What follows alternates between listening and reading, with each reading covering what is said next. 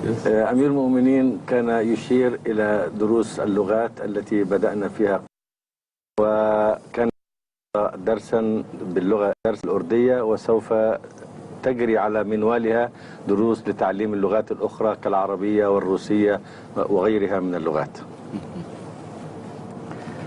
The first question is about the possibility of seeing the Holy Prophet sallallahu alayhi wasallam in the vision or in a dream, and what is the significance of this. السؤال عن إمكانية رؤية النبي صلى الله عليه وسلم في الرؤية أو في الحلم، وما مدلول مثل هذه الرؤية.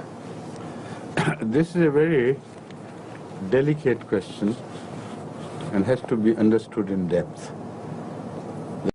The thing we read about things, possibility, is in the words of Hazrat Muhammad Mustafa sallallahu alayhi wa sallam. Once he said that Satan will not be given this power to imitate me or to take my image in dream. So all dreams have been protected by Allah, in which people see me. And Satan will not be able to give him that power. Now this has led into some difficult issues which have to be resolved. At the time when Hazrat Muhammad Mustafa sallallahu alaihi wasallam's own personal image was in the memory of everyone, everybody who had seen him knew what he looked like, this is applicable literally. Because whenever Satan appeared to them, he never appeared in the likeness of Hazrat Muhammad Rasulullah sallallahu alaihi wasallam. But if he appeared in some other image and posed to be Hazrat Muhammad Rasulullah, that is a different story altogether. Because Satan does that and can do that. And because we don't know what he looked like exactly, so Satan may deceive those who are inclined to be visited by Satan by their own, by the virtue of their own, or not by the virtue of their own. They are likely to be visited by Satan, and he may tell a lie that I am Na'uzubillah min zalik Muhammad Rasulullah. Because we don't know what he looked like, so there is a danger of that happening which cannot be ruled out. Now the proof that some such things do happen lies in the fact that two people see different dreams who claim that they had seen Hazrat Muhammad Rasulullah in dream, and yet he delivered them exactly the opposite messages. One said he told me that this is the right path, and the other said he told me this is the wrong path, it will lead to hell. Now how can there be a contradiction in the words and in the whole person of Hazrat Muhammad Rasulullah? It was beyond contradiction. So that is why I infer this, that now we cannot say, because we saw Muhammad Rasulullah, so the message he gave us must be correct. We don't know what he looked like. So the only possible certainty with which we can decide would lie in the fact that whatever message he gives in the dream must not in any way contradict the Holy Quran or his own known authentic sayings. If that happens, there is no harm in believing that we saw Hazrat Muhammad Rasulullah. But otherwise, this will be a very problematic issue. Because on the one hand, one person can say, because Satan cannot achieve the likeness of Muhammad Rasulullah, so the person who came to me was Hazrat Muhammad Rasulullah in dream, and this message he has given me has to be his message. And the other person says, no, the same applies to me, but the message is so different. So you are wrong. How can you decide this issue? Right? يقول أمير المؤمنين أن هذه المسألة رؤية النبي صلى الله عليه وسلم في الرؤيا مسألة دقيقة. قد أخبرنا النبي الصادق أنه الشيطان لا يستطيع أن يتمثل به أو لا يتمثل به الشيطان، وهذا القول صحيح بالنسبة لأولئك الذين يعرفون النبي صلى الله عليه وسلم ويعرفون أقواله أو الذين شاهدوه في حياته.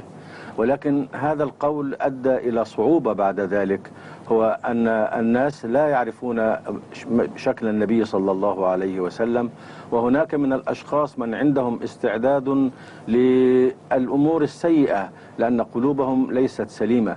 مثل هؤلاء الأشخاص ممكن أن يتمثل لهم الشيطان ويوهمهم أنه يتحدث باسم النبي صلى الله عليه وسلم. والمعيار الوحيد الذي يمكن أن نطمئن إليه في هذا الصدد هو ماذا يقول أو ماذا تقول الرؤيا عن النبي. Just 1 minute. Yes, sir. Here, this has to be very clearly explained, that Satan can acquire different shapes, not the image of Hazrat Muhammad Rasulullah. But now, he can come in a different image. Yes. But he can pose as Hazrat Muhammad Rasulullah. Yes. So that is not denied. Yes, this is the point. Satan, it's not his face, yes. not the face of the Holy Prophet. It will not be the face of Hazrat Muhammad Rasulullah, but Satan would be lying that I am Muhammad Rasulullah.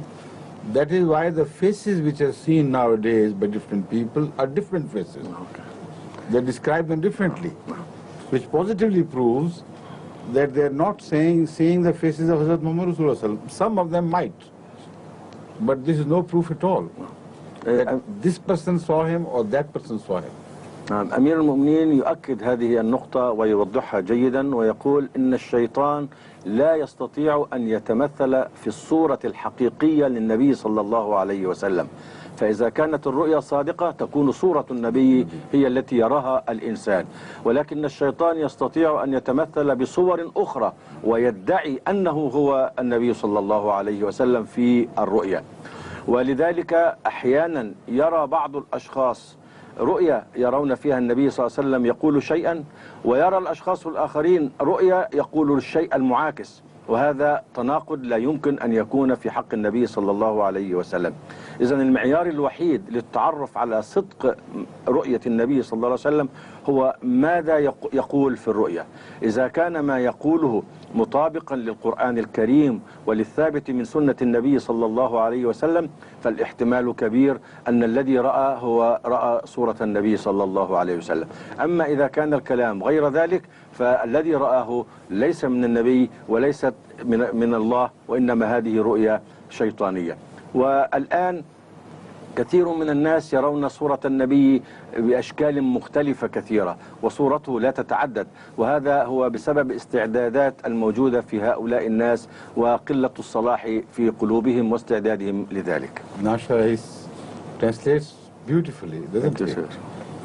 I wish he knew Urdu, then he could translate me directly from Urdu. But I'm going to see to it, inshallah. The second question, Hudur, is it allowable that someone prays for Allah to reveal himself to him or reveal to him wahi? This issue can be resolved with reference to Surah Fatiha.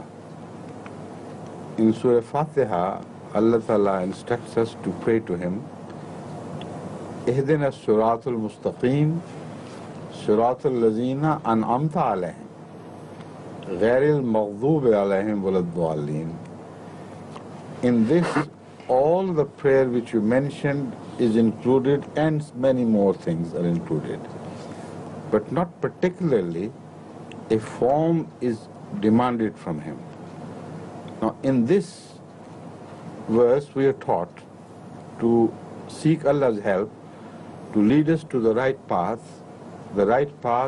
which has already been trodden earlier by those people who received his revelations, who received all sorts of favors from him.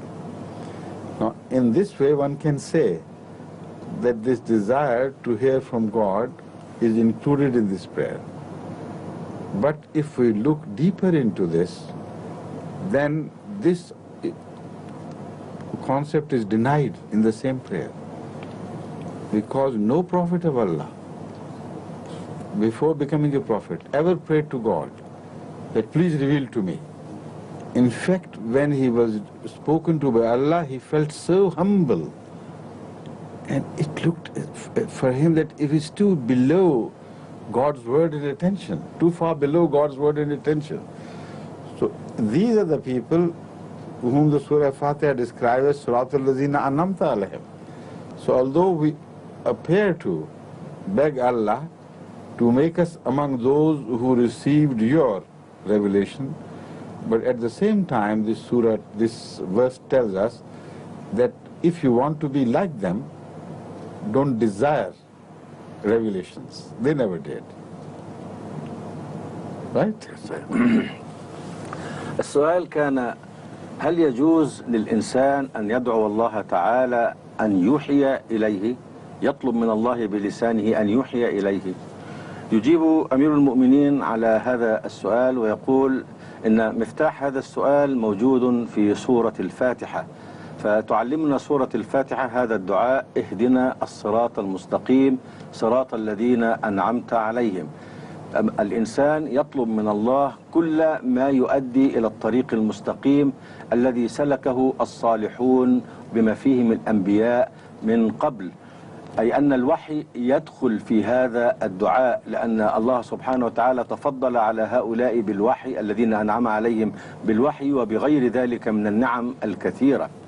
ولكن في نفس الوقت هذا الدعاء ينكر هذه المسألة، بمعنى أنه لا يحض الإنسان على أن يطلب هذه المسألة، لأن أولئك الذين أنعم الله عليهم من النبيين لم يطلب أحد منهم من الله تعالى أن يوحي إليه، بل إنه عندما اصطفاه الله وأوحى إليه كان يرى نفسه أقل وأدنى مستوى من أن يتلقى من الله مثل هذا الكلام، ولكن نعمة الله أتت. إذن علينا بدعاء الفاتحة ولا نخص بالذكر الوحي، لأن هذه المسألة هي من أمر الله سبحانه وتعالى، هو الذي يقررها. Now this would mean, this dua would mean that, oh God, make us as humble as all those who received rewards and favors from you earlier, so that when you deem fit and whatever you deem fit, you may grant us. هذا الدعاء اهدنا الصراط المستقيم، يعني يا ربي علمنا أخلاقيات هؤلاء الذين أنعمت عليهم وعلى رأسها التواضع، بحيث نكون مستحقين لنعمك وأفضالك، وإذا قدرت لنا شيئا وترى فيه الخير لنا أعطيته لنا أيا كان. The third question is from the ladies about what are the prohibited worship actions during the period and what is the wisdom behind this? Prohibited actions. Yes. Right. Worship actions. Yes, that's right. You see, the answer to this lies in one of Hazrat Sallallahu Alaihi Wasallam's instructions regarding ihsan. Once defining ihsan, he said that you should worship him as if you are watching him, as if he is watching you. Now, first of all, it's as you are watching him, and he's before you and he's watching. If not that, at least be always mindful of the fact that he's watching you. Now, whenever you go to someone whom you respect and also whom you hold in great awe, your actions are molded accordingly. And the greater the person before you, the more careful you are about your movements and things, and you do not like to do this and that and look there this way and that way. You know, you never appear like somebody who is obsessed by so many other things, but all your attention is drawn to the great personage standing or sitting before you.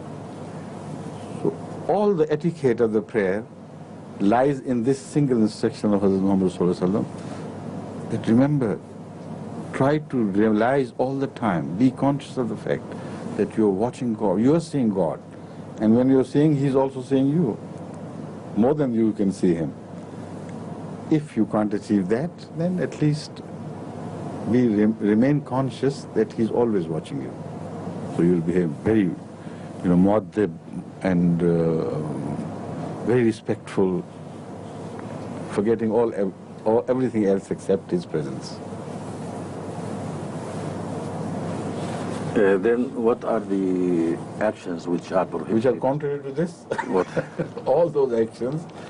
And this can be decided, in fact, in two ways. Number one, Hazrat Rasul Akram sallallahu alaihi wasallam has spoken on this subject, and all those traditions, if they reach anyone, they would be the guideline for him. So search for those. But the key lies in this instruction. If you understand the meaning of this instruction, then you will understand how you must behave and how you may not behave as well. When you're watching, I'm talking to you, I know I'm a very small man, but because of some respect you have for me, you don't like doing this and that while you're watching me. Some children also pay full attention when they come to meet me. And those who do this and that, I think there is something wrong with their mind, and generally it happens so.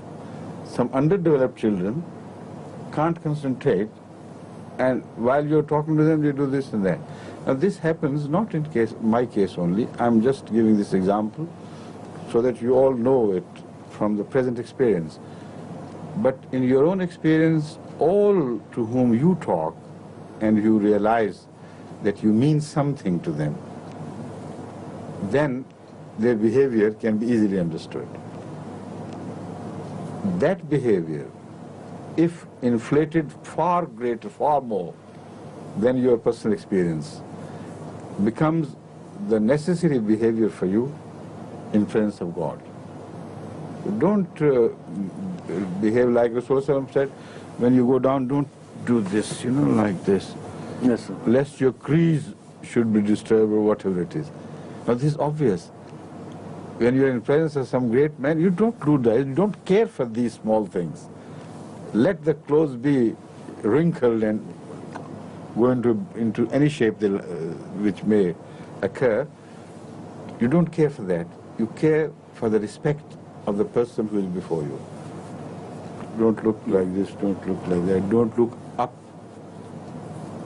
That is also forbidden, because the concept of God being exalted, God being the highest, etc., is attached, is a part of our image of God, which we have. So when somebody above you is looking down at you, you always try to cast your eyes low, despite the fact he's sitting up. Don't see eye to eye, staring into his eyes. You always try to keep your eyes set in a downward direction. This is also a mark of extreme respect. So all these things are included in the key instruction which I suggested. If Hudur permits me, can we add to this the subject of prayers is prohibited when someone is under the pressure of nature for hunger or for something else? That, again, of course, because that is, number one, it is said in so many words by Muhammad. Yes. But sometimes this develops suddenly, and we know from tradition that sometimes Rasulullah had to leave early. Yes, yes. And as if in a little hurry. But that is natural. But he told us to be mindful that there are two Satans. We must get rid of them before we appear before God. And that is the urge of nature, the call of nature, in two ways. So if we do not relieve ourselves, then there is more danger of these natural pressures developing during the prayer, and then despite whatever you like, you can't concentrate on God and His presence. So this, you're so right. First translate it, then I'll tell you an experience which will support this view further. السؤال هو ما هي الأعمال العبادية أو التعبدية التي تحرم أو التي يجب أن يقوم بها الإنسان أو السيدة أثناء الدورة الشهرية؟ أجاب أمير المؤمنين عن هذا السؤال بأنه يدخل تحت حديث للنبي صلى الله عليه وسلم وضح الفكرة من هذا الموضوع، حيث قال أن يجب على الإنسان أن يعبد الله كأنه يراه، كأنه يرى الله بعينه أمامه. فإذا لم يكن الإنسان قد وصل إلى هذا المستوى فعلى الأقل يعتقد ويرى أن الله يشهده، فهو في حضرة الله سواء رآه أو لم يره. والله سبحانه وتعالى بعلو قدره ومنزلته يجب على الإنسان أن يقف أمامه في أي عمل من أعمال العبادة في احترام وفي خشوع وفي رهبة وفي تقدير كامل، فلا يتحرك ولا يتململ ولا يهتم بثيابه ولا بمظهره ولا بهذه الأمور التي قد يفعلها الصبية الصغار أو الأطفال الصغار، بل يجب عليه أن يركز فيما هو بصدده وأن يقف أمام الله وقفة خشوع كاملة. وهذه دورة الحيض وغيرها من المسائل الطبيعية تقلل من قدرة الإنسان على التركيز ومن الوقوف موقف الخشوع، ولذلك يجب على الإنسان أن يراعي هذه الأمور وأن لا يدخل في الأعمال العبادية التي لا يستطيع أن يؤديها تحت هذه الظروف الطبيعية بالخشوع الواجب. وقد سألت أمير المؤمنين عن أن هذا يدخل في موضوع أنه لا يجوز للإنسان أن يدخل في الصلاة وهو تحت ضغط الحاجة الطبيعية من الجوع أو العطش الشديد أو الحاجة إلى الخلاء أو مثل هذه الأمور، وسيوضح أمير المؤمنين هذا الموضوع أكثر. يسير. Again we have instructions from Hazrat Rasul Kareem Sallallahu Alaihi Wasallam that if you hear the call for prayer while the food is already laid and you are eating, then finish the food. First satiate your appetite, then go to the mosque. It's not because he considered eating of food more important than the call for prayer. It was because he considered the call for prayer far more important than the food. If the memory of food keeps disturbing one's worship, then the worship will be to that degree destroyed. So that is why it is the importance of the prayer for the sake of which he permits us to finish the food first.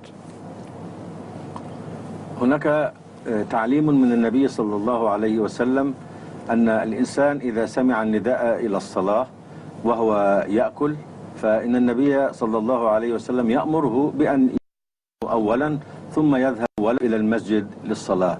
يقول أمير المؤمنين ليس معنى ذلك أن الطعام والشراب أهم من العبادة في نظر النبي صلى الله عليه وسلم، بل العكس هو الصحيح، أن العبادة هي الأهم، أن الصلاة هي الأهم، ولذلك يريد من الإنسان أن ينتهي من هذه الأمور الثانوية حتى لا تشغل باله بأي شكل أثناء أدائه للصلاة، وهي الأمر الأساسي الذي يجب أن يتفرغ له وأن يضع فيه كل تفكيره وعقله.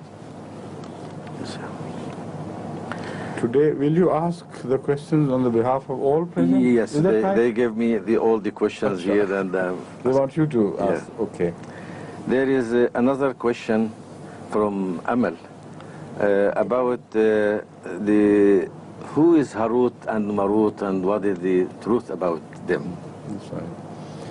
Harut or Marut are known to be two angels of God, which taught people certain things.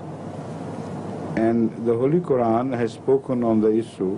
It was at the time of Hazrat Sulaiman, and there are two different things said in the same space of some observations.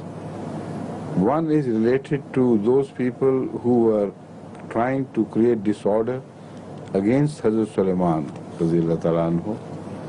and they used tricks to create fitna, to create disorder. And this was referred to as talism or magic or whatever you may call it. Now, God did not teach the angels magic. What he taught them was to take countermeasures of that propaganda which was carried out with a scheme and a plan against Hazrat Sulaiman والسلام, to topple his government. So they also took countermeasures which were very secretive. But according to those measures, everyone swore to secrecy. Such strict secrecy that the wife will not tell that secret to her husband, and the husband will not tell that secret to the wife. So this is what is mentioned, that what they were taught was not disorderly things, not to create disorder, but they were taught good things by Allah. It were people who later on misused the same instructions for evil things, for evil objectives, while what they were taught was for a good objective. Now, as I have read the history of Hazrat Sulaiman. With reference to that history, I can understand it very clearly as to what was happening. There were mullahs of that period, religious scholars of that period, who were conspiring against Hazrat Sulaiman and propagating that this man has started worshipping the gods of the idolaters. He is married among them. He has bowed to their will, and now he has become only the voice of his own wife, which is from the idolaters. Like his master's voice, he has become his mistress's voice. And this was a propaganda carried out so seriously that even the scribes of the Bible accepted it as a part of Bible. And when you read such things, you are horrified. On the one hand, God praises Hazrat Solomon to be the wisest man of his age and also a true prophet of Allah. On the other hand, the Bible gives us the account of his being completely given over to Satan and satanic practices and worship of evil and this and that. So this is what the Holy Quran wants to wash off from his image. It says it for evildoers who spread this propaganda, to topple this government. To counter that, we taught a plan to two angels. Here, I believe the two angelic persons are mentioned. If we study the history of Solomon, والسلام, you'll be able to, I'm quite sure, you'll be able to identify those two very sincere servants of Hazrat Sulaiman, who took into their hands of countering this movement, and by telling everybody secretly as to what they were and who they were and what was happening. So whatever the measures were, they were told by Allah to be kept secret. Like the propaganda was also secretly carried out. Now those measures have to be some very effective measures. They were mentioned by Allah, they were taught by Allah for the sake of achieving goodness. But people later on distorted them and used them for counterproductive or evil purposes. That is what I understand from this verse where Harut and Marut are mentioned. But there is one point, Hudur. The verse says, يعلمان وما أنزل على الملكين ببابل هاروت وماروت. That Babel is mentioned. That means Harut and Marut were in Babel. That's right. And this was before Hadrat Sulaiman alayhi salam. No. After? It was during his reign. In Babel? Because in Babel the Jewish were taken, the Bani Israel were taken. I'm not talking, I understand from this, yes. And I'll again refer to the historic references, and you also further study. I have a very clear impression that during my research I found it to be at the time of Hazrat Sulaiman. And Hazrat Sulaiman's kingdom extended in those days like never before and never after. The kingdom of Israelites had extended. You know, he went even to the south, where he actually intended to conquer the kingdom of Saba. So his kingdom extended beyond the borders of the known Arabia of that period and went into spilled over into Baghdad, I mean not Baghdad, Iraq. Yeah. That means the kingdom of Hazrat Sulaiman reached Babel. That's what I mean. Oh. It had reached there. Now, I have also to make very important observation that these mischief-mongering attempts, such disorderly, conspiracies, always begin at the borders, not in the center. Because look at what happened to the history of Islam, and you will see all these things started taking root at the border of the kingdom. That is why the Holy Quran tells us to have your horses ready at the borders, rabitu, for defense. So that is why I understand Babel is mentioned. Babel was a city which was situated closer to the borders of Solomon's kingdom. And these attempts must have been started from there. To counter them, God also told the messengers to two angels who were residents of Babel. If you don't accept this scenario, then nowhere in the history of the prophets of Israel you can fit this. You see? There's nobody else. Whose was that great kingdom which reached, even the borders of Iraq, which extended up to that? And who it was against whom conspiracies were carried out? Who it was who was promised by God in acceptance of his prayer that the kingdom like yours, will never be given again to anybody. Who it was who, after whose death these conspiracies succeeded. And they ultimately toppled the government of Solomon, and then the great empire came to an end by splitting into two parts. So all these historical facts point at this verse and agree with the scenario presented in this verse. That is why I have no doubt about it. But if you find any counter proof from your study of history, let me know. I'll be open to change my opinion. جزاكم الله خيرا. السؤال هو عن من هما هاروت وماروت. وقد بين أمير المؤمنين أن موضوع هاروت وماروت يتعلق بسيدنا سليمان عليه السلام وملكه الواسع العظيم الذي منحه الله تعالى له، والذي امتد في بلاد الشام حتى حدود العراق بما فيها بابل والجنوب إلى اليمن. وكان هذا هو أكبر سلطان وصل إليه بنو إسرائيل في ملكهم في هذا الوقت، وهذا الملك الذي وعده الله أنه لن يكون هناك ملك بعده مثله أبدا. يقول أن الملات أو الشيوخ أو رجال الدين في زمن سيدنا سليمان كانوا يتآمرون ضده ويشيعون ضده أمورا غير حقيقية، منها لأن كانت له بعض الزوجات من الأمم الأخرى، قالوا إن هؤلاء الزوجات قادوه إلى الكفر بالله وإلى عبادة آلهتهم وأصنامهم، وأشاعوا هذه الأمور عنه كي يحدثوا القلاقل والاضطرابات في حكومته.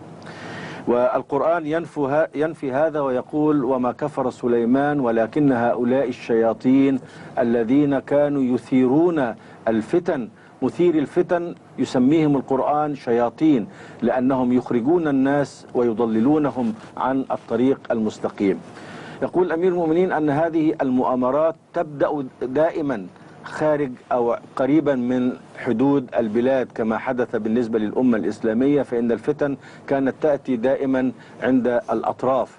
فكانت بابل في أطراف الدولة الإسرائيلية السليمانية في ذلك الوقت، وكانت أيضا تثار هناك الفتن.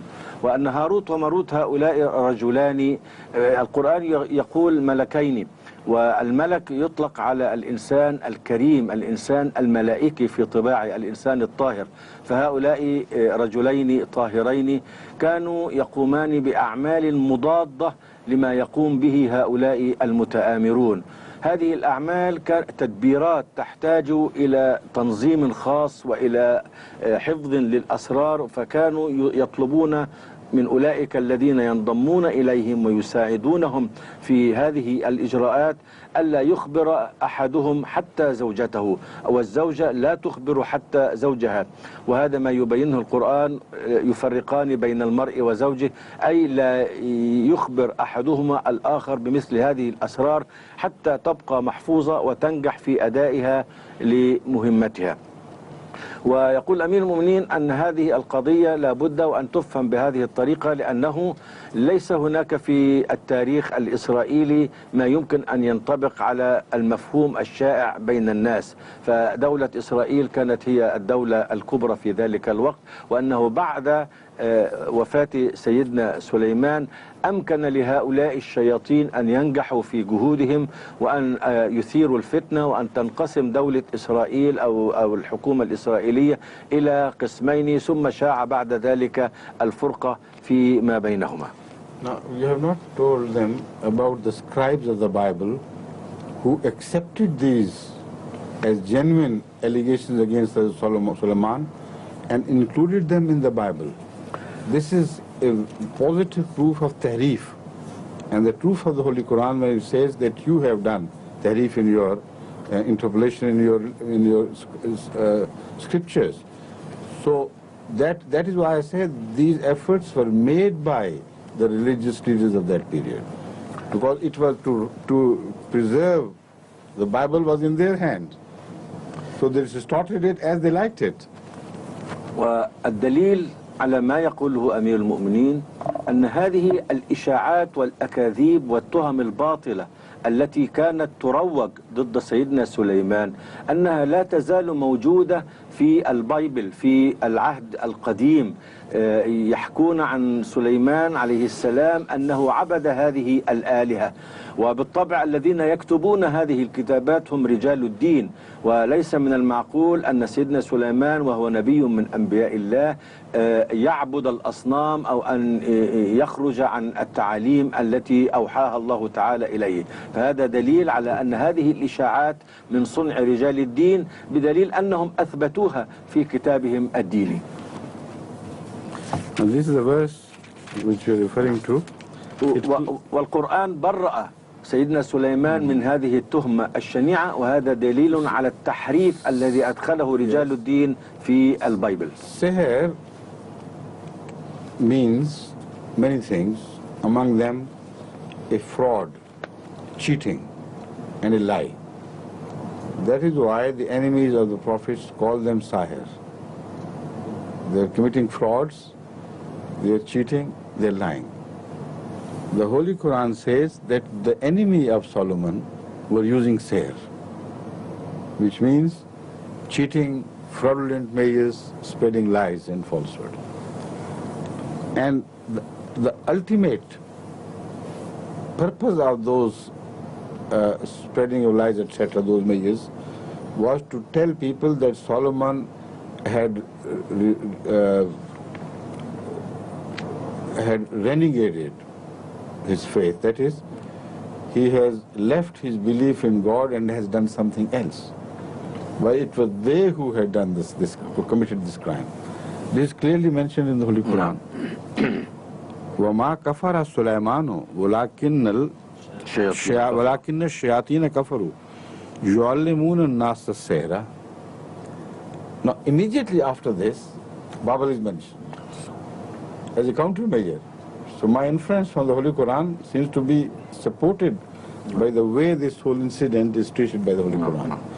And in the end it says, whatever countermeasure they were taken, if anybody was hurt, it was not because they wanted to hurt anybody. It was never done without the permission from Allah. That is why it is said it was a guided movement, and Wama Unzila requires Allah's constant guidance of what was happening. So when Allah told them to take certain measures, if somebody was hurt because of that, it was not their responsibility. They never meant to do it, but as Allah wanted, then they did. So this is the whole picture. يقول أمير المؤمنين أن كلمة السحر ذكرت في هذه الآية، ومعنى كلمة السحر لها معاني كثيرة، منها إشاعة الأكاذيب والأباطيل والأمور غير الحقيقية. ومن العجيب أن الشياطين هم الذين كانوا يفعلون ذلك ويتهمون بما يقولون وبما فيهم يتهمون سيدنا سليمان. وهذا أيضا ما كان يتبعه الكفار في عهد النبي صلى الله عليه وسلم، إذ يطلقون عليه اسم ساحر أو لقب ساحر، أي أنه مضلل كذاب يشيع الباطل، بينما هم في الحقيقة هم الذين يتصفون بهذه الصفة. وهذا الأمر الشائع نراه في كل وقت، أن الكذابين دائما يتهمون غيرهم بالكذب، مشيع الفتن يتهمون غيرهم بهذه الفتن. ويقول أمير المؤمنين أن الآية القرآنية تدل على أن هذان الملكان أو الرجلان الصالحان كانوا يتبعون أسلوبا من عند الله تعالى أنزل على الملكين، وأن هذا الأسلوب كان بغرض الحفاظ على ملك سيدنا سليمان وحكومته وسلطانه في هذه البلاد. فإذا استخدموه هم بعد ذلك، استخدموا هذا الأسلوب في إيذاء الناس، فليس الذنب ذنب الملكين، وإنما ذنب هؤلاء الذين يستخدمون هذا السلاح فيما يضر وليس فيما ينفع. There is another question from Ubada Sahib. Who? You would like to say directly? Come on. Please go on. You have got a microphone before you. Yes. Tell it to yourself, the direction of your mouth, please. Yes. My question is about a verse in the Holy Quran which says about وَلَوْ تَقَوَّلَ عَلَيْنَا بَعْضَ الْأَقَاوِيلِ لَأَخَذْنَا مِنْهُ بِالْيَمِينِ ثُمَّ لَقَطَعْنَا مِنْهُ الْوَتِينَ فَمَا مِنْكُمْ مِنْ أَحَدٍ عَنْهُ حَاجِزِينَ. Right? Right, yes. My question is, does this verse apply only on Hazrat Muhammad ﷺ, or it does also apply on any person who claims? You see, if it applies only to Hazrat Muhammad ﷺ, then it's no dalil, no argument. Because the argument says, don't you understand that if he had done something against our wish, attributing things to us which we had not said, we would have done it. Now, if they consider Hazrat Muhammad to be a liar, why should they believe in that, why this should have happened to him? Unless they had a full nazir of the past, a full history of prophethood had supported this view, that those who said, who claimed that they were recipients of Allah's revelation, if they were liars, Allah saw to it that they would not succeed. If that precedent had not been laid open before them, how could this become an argument in favor of Hazrat Muhammad Rasulullah? They could have said, why? We don't see this happening in the past. People tell lies against God and run away with it, and nothing happens to them. Why should it happen to you? Where is the proof? So this has to be a permanent, constant attitude of Allah towards those who attribute false things to Him. But not every one of those, but only a certain class from among them. This is my inference. Because if somebody tells lies against Allah which are personalized things, and he does not claim to be a Ma'mur, as a messenger of Allah who must be obeyed, then why should Allah take care of these things? Such mad people or vicious people, they come and go and die their own death. Allah must, what is the logic in this? The logic is, that if somebody conveys a message to you from an authority, which the authority had not sent, then if it is brought to the notice of that authority that somebody posed as your representative, it is impossible for that authority not to punish him. So this issue is related to that authority claimed by Hazrat Muhammad Rasulullah. Inni Rasulun Ilaikum Jamia. That was the authority quoted. Now this is what is referred, that because he is referring to God having appointed him as a messenger for the whole world and telling you of so many messages from Allah. In this situation, if he had said even a small little thing which we had not said, because you don't know what we said to him, you will only know how I react to this situation. So I'll see to it that he does not succeed. Now the second part of this verse is also so wonderful because it says that such people who tell lies against Allah are generally supported by people, and they try to stand between him and others. What happens in the case of the Prophet is that all are opposed to him and destroy him, try to destroy him. So the scenario painted is the most wonderful and very clear scenario which does not apply to all situations.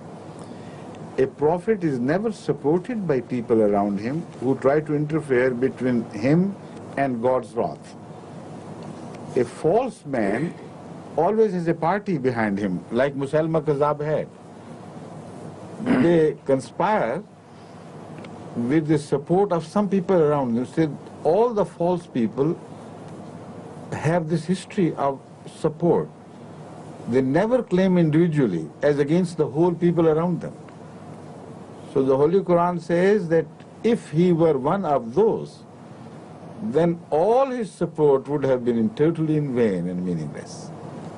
Then if I had decided to destroy him, none from among you could have stood between him and my wrath. This is the total full scenario of the presented by this verse.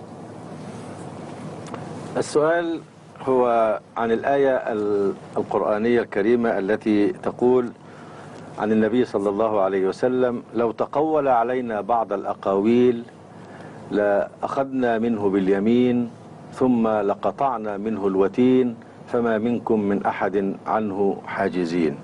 السؤال: هل هذا القول ينطبق على النبي صلى الله عليه وسلم وحده أم ينطبق على غيره ممن يدعون بالنبوة؟ يقول أمير المؤمنين أن هذه الآية لو كانت تنطبق فقط على النبي صلى الله عليه وسلم ما كانت تصلح دليلا على صدقه، لأنهم لا يكذبونه ولا يؤمنون بما يأتي به من قرآن، فإذا لم يحدث له شيء وإذا لم يعاقبه الله فليس هذا دليلا في نظرهم على صدقه كنبي.